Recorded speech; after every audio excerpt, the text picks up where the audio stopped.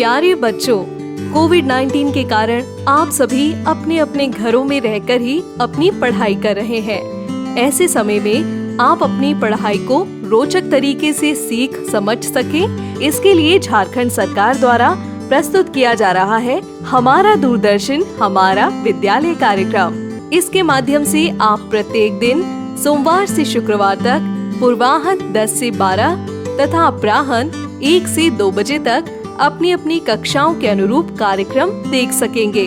अब पढ़ाई नहीं रुकेगी। स्कूली शिक्षा एवं साक्षरता विभाग झारखंड।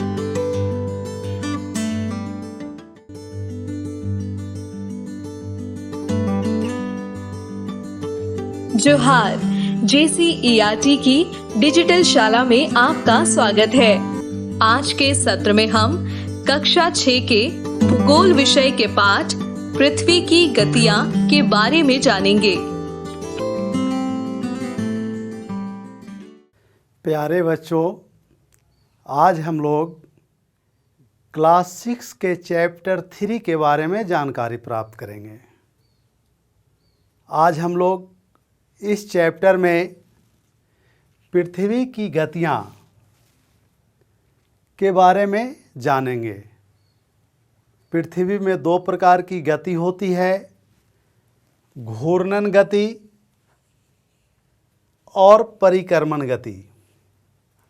तो इन गतियों के बारे में जानेंगे, घूर्णन, रोटेशन और परिक्रमण, रिवोल्यूशन के बारे में।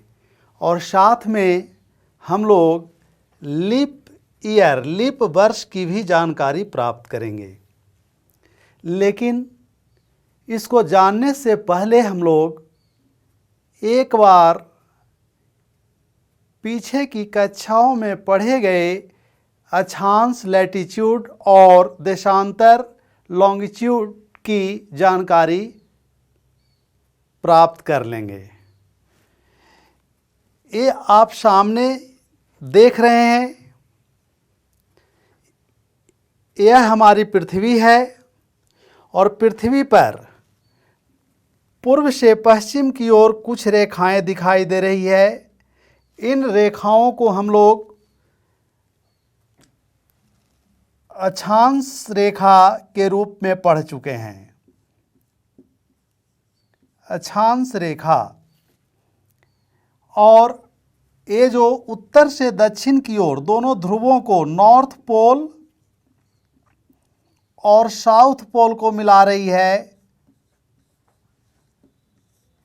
यह देशांतर रेखा है। अर्थात अक्षांश रेखा जो पूर्व से पश्चिम की ओर खींची गई है और देशांतर रेखा जो उत्तर से दक्षिण की ओर है। तो इसके बारे में हम लोग पिछले अध्याय में पढ़े हैं। यहाँ याद कर लेना है कि यह अक्षांश रेखा 0 डिग्री, जिसे विषुवत रेखा इक्वेटर कहते हैं, और उत्तर की ओर 23.5 डिग्री वाली अक्षांश रेखा कर्क रेखा कहलाती है, ट्रॉपिक ऑफ कैंसर। उसी तरह से 23.5 डिग्री दक्षिण वाली रेखा मकर रेखा कहलाती है, ट्रॉपिक ऑफ कैप्रिकॉर्न। क्योंकि पृथ्वी की गतियों के बारे में जब पढ़ेंगे तो इसकी ज़रूरत पड़ेगी। तो इस तरह से अक्षांश और देशांतर रेखाएं हैं, और प्रमुख अक्षांश रेखा 23.5 डिग्री उत्तरी अक्षांश रेखा कर्क रेखा और 23.5 डिग्री दक्षिणी अक्षांश रेखा मकर रेखा है। तो अब आइए हम लोग पृथ्वी की गति को देखते हैं, घूर्णन गति और परिक्रमण गति को। घूर्णन गति, रोटेशन, और परिक्रमण गति, रिवोल्यूशन। तो यह हमारी पृथ्वी का एक मॉडल ग्लोब है। एंटी क्लॉकवाइज अर्थात घड़ी के सुई के विपरीत दिशा में घूमती है अपने कील पर भी घूमती है और सूर्य के चारों ओर भी घूमती है। तो अपने कील पर घूम रही है और सूर्य के चारों ओर, इसी के बारे में आज जानकारी प्राप्त करेंगे। इसे ही घूर्णन और परिक्रमण के नाम से जाना जाता है। तो हमारी पृथ्वी, इस पृथ्वी को देख रहे हैं और इस चित्र को देखिए। ये जैसे अपने कील पर सीधे ऐसे न होकर झुकी हुई है, इस तरह से यहाँ भी देख रहे हैं कि यह पृथ्वी की कील झुकी हुई है, अर्थात सीधी नहीं है। तो पृथ्वी के अपने कील पर झुके होने के कारण, पृथ्वी के अपने कील पर घूमने के कारण और पृथ्वी के सूर्य के चारों ओर परिक्रमा करने के कारण कुछ विशिष्ट घटनाएं घटती है, उसकी जानकारी प्राप्त करेंगे। पृथ्वी के अपने कील पर घूमना घूर्णन कहलाता है और इसके कारण ही दिन और रात होता है। पृथ्वी अपने कील पर झुकी हुई है और यह झुकाव 23.5 डिग्री का है। तो इस झुकाव के कारण ही पृथ्वी पर सभी स्थानों पर दिन और रात हमेशा बराबर नहीं होता है, दिन और रात छोटा बड़ा होते रहता है। तो झुकाव के कारण क्या हो रहा है? दिन और रात छोटा बड़ा हो रहा है।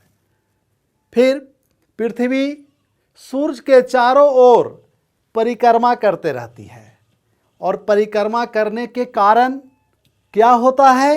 तो परिक्रमा करने के कारण मौसम में, अर्थात ऋतु में परिवर्तन होता है। कभी जाड़े की ऋतु, कभी गर्मी की ऋतु आते और जाते रहता है, बारी बारी से परिवर्तन होते रहता है। अर्थात घूर्णन के कारण दिन और रात होने की घटना घटती है, परिक्रमण के कारण मौसम में परिवर्तन होता है, हम लोग उसका एहसास करते हैं, अनुभव करते हैं, कभी जाड़ा कभी गर्मी। और झुकाव के कारण, अपने कील पर झुकाव के कारण दिन और रात छोटा बड़ा होता है।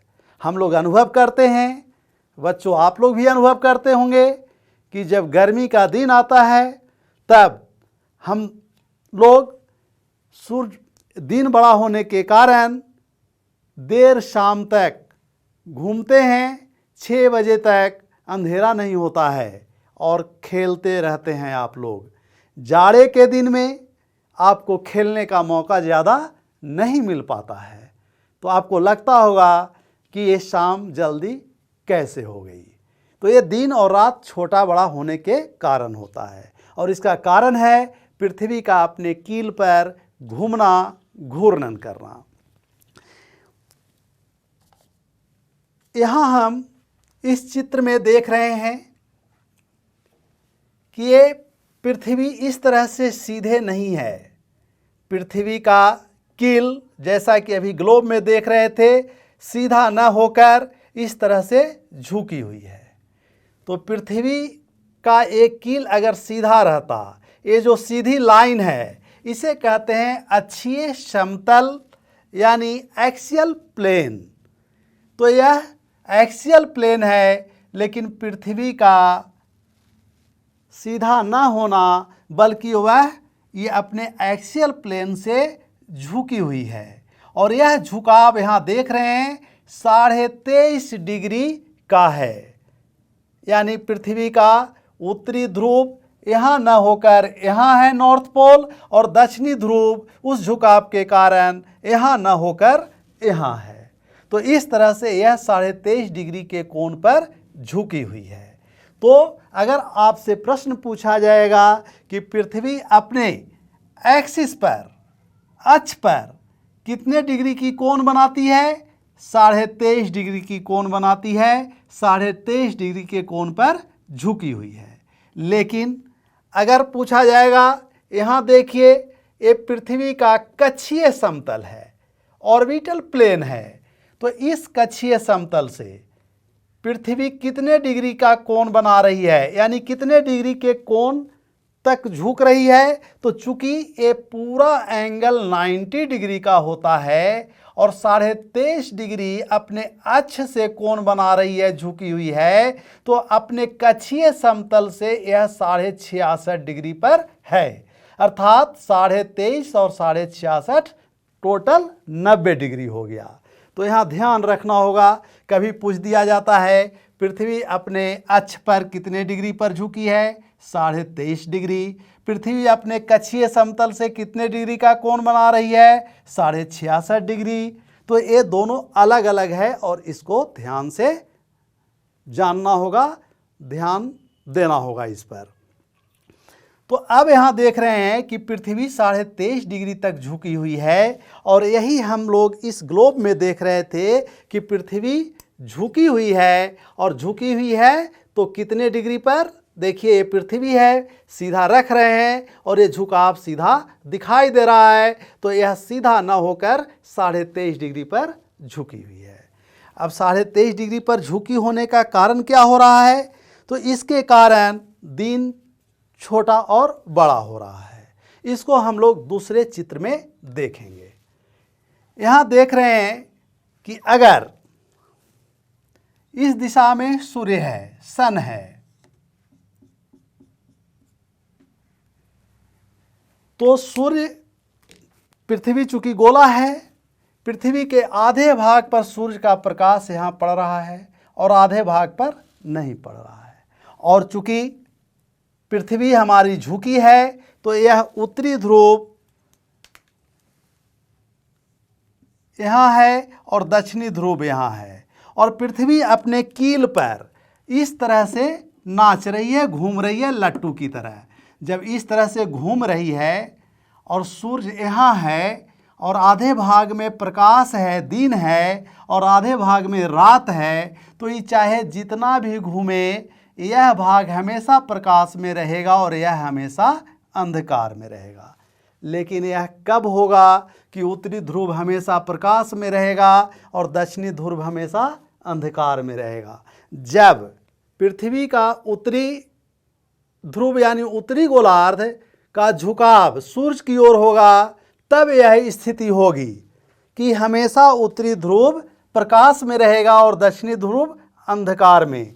लेकिन जब पृथ्वी की स्थिति उल्टी हो जाएगी, अर्थात सूर्य का इस तरह हो जाता है इस तरफ, तब दक्षिणी गोलार्ध ध्रुव सूर्य के सामने आएगा, तब दक्षिणी ध्रुव हमेशा प्रकाश में आ जाएगा और उत्तरी ध्रुव अंधकार में। यानी कि साल भर में 6 महीने ऐसी स्थिति होती है कि जब उत्तरी गोलार्ध सूर्य के तरफ झुका रहता है, तब उत्तरी ध्रुव पर 6 महीने का दिन हो जाता है और दक्षिणी ध्रुव पर 6 महीने का रात।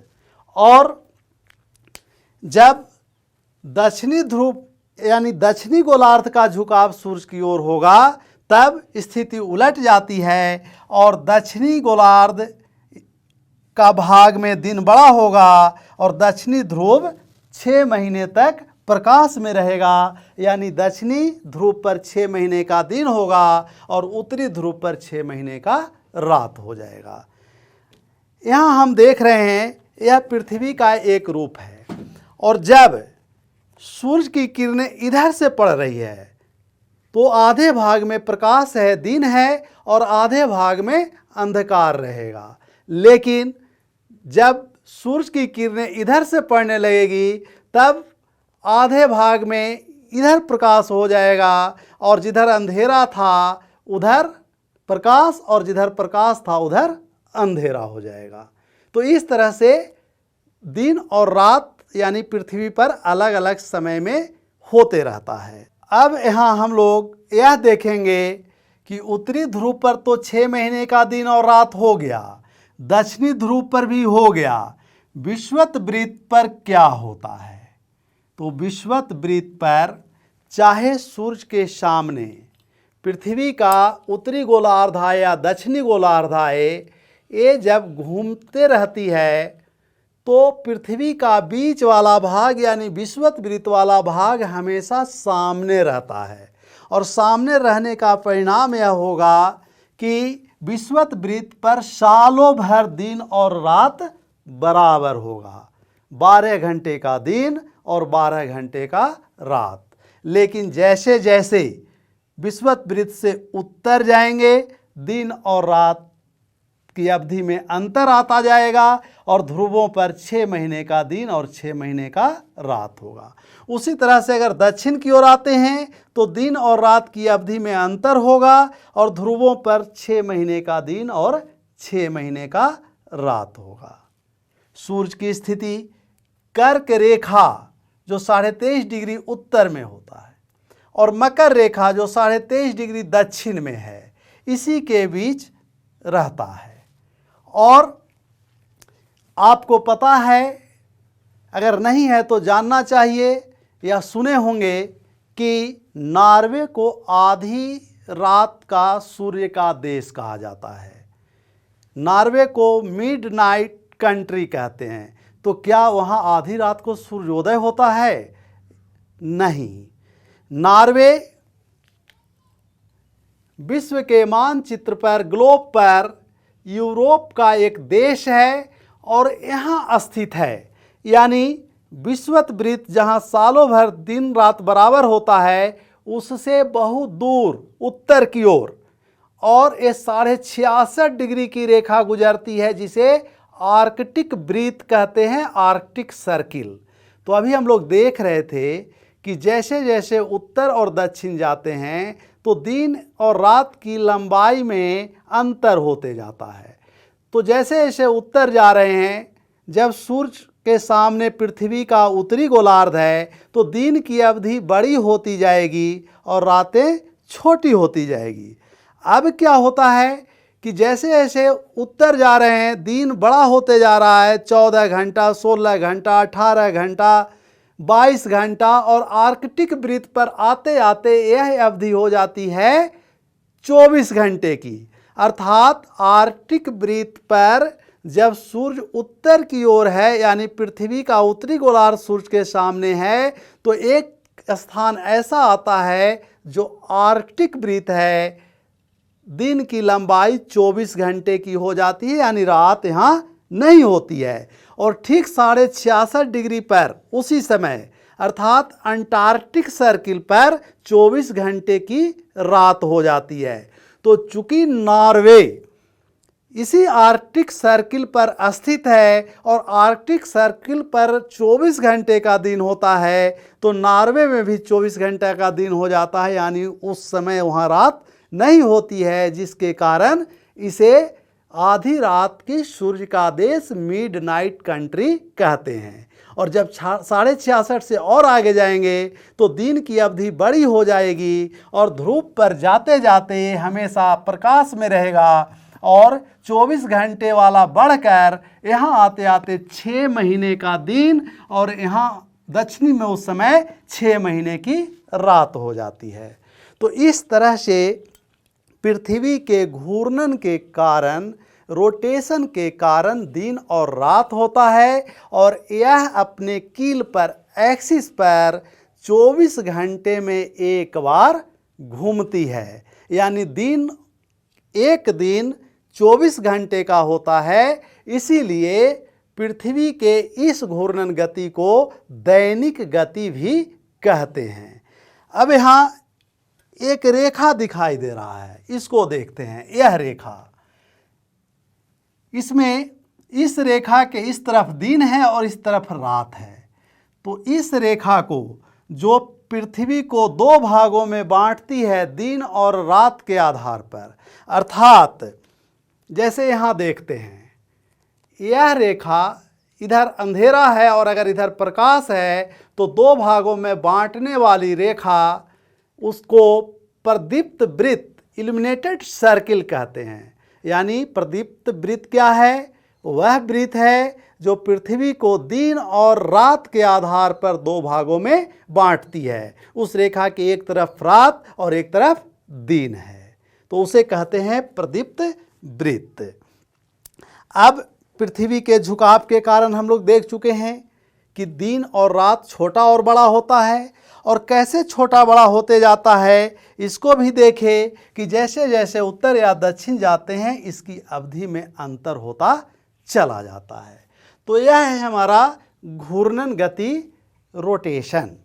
अब हम लोग देखेंगे रिवोल्यूशन के बारे में। परिक्रमण गति में, रिवोल्यूशन में, जैसा कि हम लोग यहाँ देख रहे हैं, ये सूर्य है और सूर्य के चारों ओर पृथ्वी चक्कर लगा रही है। सूर्य के चारों ओर पृथ्वी का चक्कर लगाना ही परिक्रमण कहलाता है, रिवोल्यूशन कहलाता है। अब सूर्य के चारों ओर क्यों पृथ्वी चक्कर लगा रही है? तो इसका कारण है सूर्य का गुरुत्वाकर्षण गति। सूर्य के गुरुत्वाकर्षण के कारण ही यह चक्कर लगाती है। अब सूर्य है, सन है और यह पृथ्वी है। ये 365 दिन में एक चक्कर पूरा करती है। तो इस 365 दिन में कभी दूरी बढ़ रही है और कभी दूरी घट रही है, यानी सूर्य से दूरी कभी बढ़ती है और कभी घटती है। इसका परिणाम यह होता है कि 3 जनवरी को सबसे अधिक दूर सूर्य से पृथ्वी की दूरी सबसे अधिक हो जाती है और 4 जुलाई को दूरी सबसे कम हो जाती है। दूरी के घटने और बढ़ने के कारण अपसौर और उपसौर की स्थिति उत्पन्न होती है। अपसौर सबसे अधिक दूरी को कहते हैं और उपसौर सबसे कम दूरी को कहते हैं। औसत दूरी सूर्य से पृथ्वी की 14 करोड़ 98 लाख किलोमीटर है। अब बढ़ने और घटने के कारण क्या क्या होता है?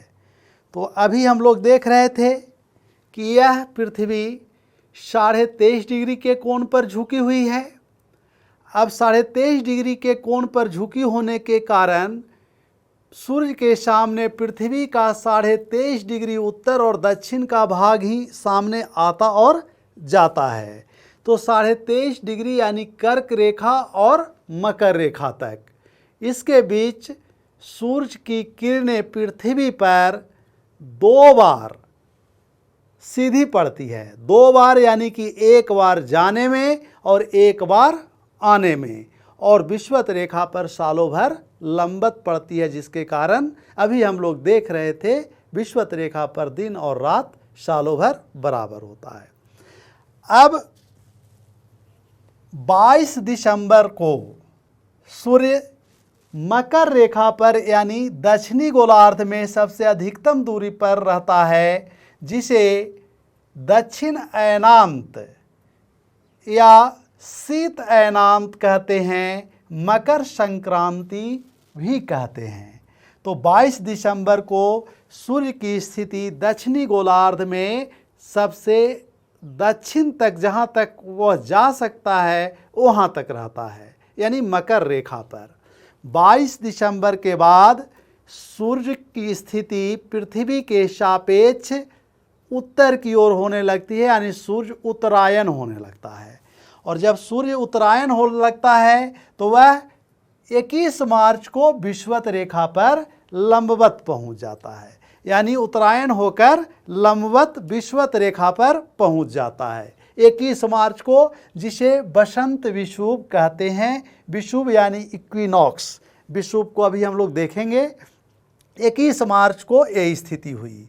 फिर 21 जून को सूर्य विषुवत रेखा से उत्तर कर्क रेखा पर 23.5 डिग्री उत्तर तक पहुंच गया, यानी सबसे उत्तर जहां तक सूर्य की किरणें सीधी पड़ सकती है 21 जून तक, जिसे उत्तर अयनांत या ग्रीष्म अयनांत कहते हैं, कर्क संक्रांति कहते हैं, क्योंकि यही कर्क रेखा है। और फिर उसके बाद सूर्य दक्षिणायन होना शुरू होता है 21 जून के बाद से। तो दक्षिणायन होने में वह 23 सितंबर को फिर वह विषुवत रेखा पर पहुंच जाता है। तो अगर इसको इस तरह से देखें,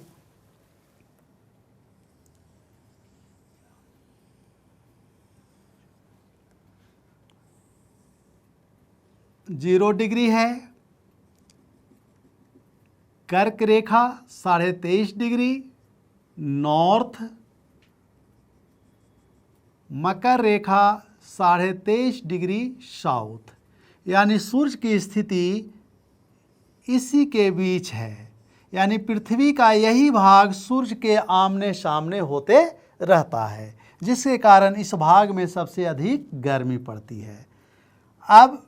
अभी हम लोग देख रहे थे कि 22 दिसंबर को सूर्य की स्थिति यहाँ है मकर रेखा पर, और 22 दिसंबर के बाद यह 21 मार्च को पहुँच गया विषुवत रेखा पर, और 21 मार्च के बाद 21 जून को पहुँच गया कर्क रेखा पर, और फिर 21 जून से दक्षिणायन होने लगा, फिर पहुँच गया 23 सितंबर को विषुवत रेखा पर, और 23 सितंबर के बाद 22 दिसंबर को फिर कहाँ पहुँच गया मकर रेखा पर।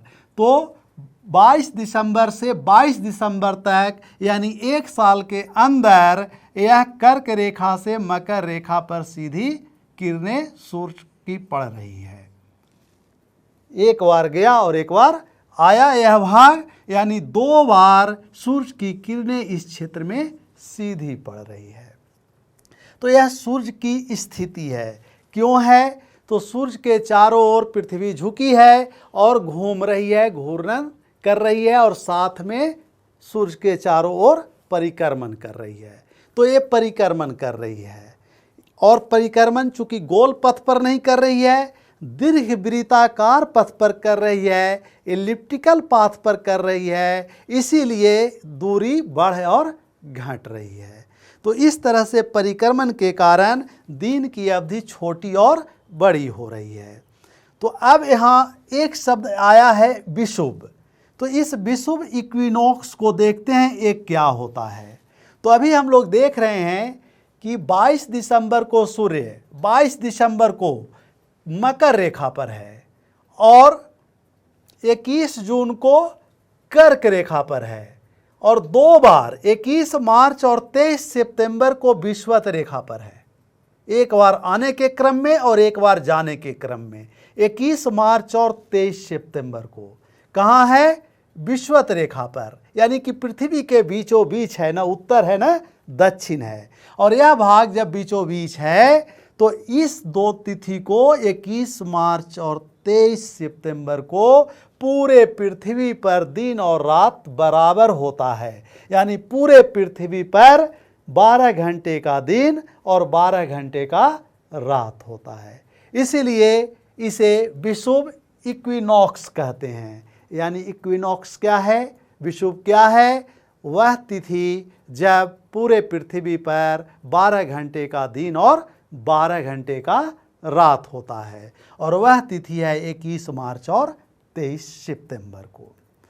तो अभी हम लोग ये देखें कि परिक्रमण कर रही है पृथ्वी सूर्य के चारों ओर, और यह परिक्रमण कितने समय में कर रही है? तो 365 दिन में। लेकिन वास्तव में 365 दिन में नहीं करती है। परिक्रमण की अवधि 365 दिन और 6 घंटे का है। 365 दिन और 6 घंटे का।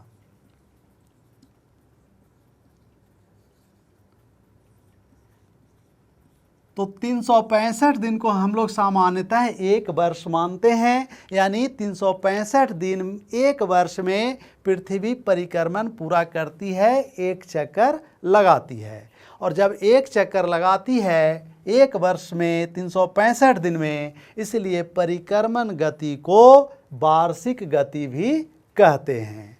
अब हम लोग 365 दिन को एक साल मान लिए, 6 घंटा हमारा बच गया। अब 6 घंटा एक साल बचा, पहले साल। दूसरे साल भी एक चक्कर लगाया तो 6 घंटा बचा हमारा। इस तरह से तीसरे साल भी 6 घंटा बच गया, और चौथे साल भी 6 घंटा बच गया। तो ये 4 साल में हमारा कितना बचा? 24 घंटा बच गया। और 24 घंटा बराबर एक दिन होता है। अर्थात प्रत्येक 4 साल के बाद एक दिन हमारा बढ़ गया। यानी कि प्रत्येक 4 साल के बाद वर्ष 365 दिन का न होकर 66 दिन का कर देते हैं और 6-6 घंटे का जो बढ़ा हुआ समय है उसको एडजस्ट कर देते हैं। तो जिस वर्ष 366 दिन का वर्ष होता है उसे अधिवर्ष लीप ईयर कहा जाता है, और वह होता है प्रत्येक चौथे साल, क्योंकि प्रत्येक चौथे साल 6-6 घंटा बढ़कर एक दिन बढ़ जाता है। तो लेकिन एक दिन बढ़ेगा उसे किस महीने में जोड़ देंगे? तो ये नियम बना दिया गया है कि प्रत्येक चौथे वर्ष फरवरी जो 28 दिन का महीना होता है उसे 29 दिन का बना दिया जाता है, कर दिया जाता है। लेकिन यहाँ यह भी समझ लेना जरूरी है कि लीप वर्ष कौन सा वर्ष होगा, किस में जोड़ेंगे? तो जो वर्ष 4 से डिवाइड हो जाता है, विभाजित हो जाता है, उसे ही लीप वर्ष, लीप ईयर, अधिवर्ष कहेंगे। इस तरह से हम लोग इसमें पृथ्वी की गति को और उससे संबंधित तथ्य को देखें और समझें। बहुत बहुत धन्यवाद। Thank you. इस प्रसारण से संबंधित सुझाव, अपने प्रश्न इत्यादि आप हमें jcertrg@gmail.com तथा टोल फ्री नंबर 1800 5728 585 पर संपर्क कर सकते हैं।